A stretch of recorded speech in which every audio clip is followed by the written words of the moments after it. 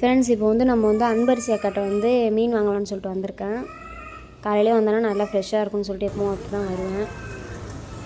அன்றைக்கி இறால் வாங்கிட்டு போயிருந்தேன்ல, இவங்கள்ட்ட தான்.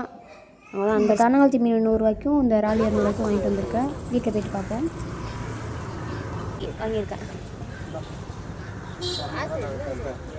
அப்படியே மீன் எடுத்துருவோம். 200 அந்த தருவா மீனை மாற்றிடாதா? அது எப்படி மாற்றுவோம்? மாற்றல ஆஞ்சி வந்து வேணா அந்த பொடி 2 3 போட்டுக்கலாம். சரி வரேங்க்கா. நல்லா திருப்தியாக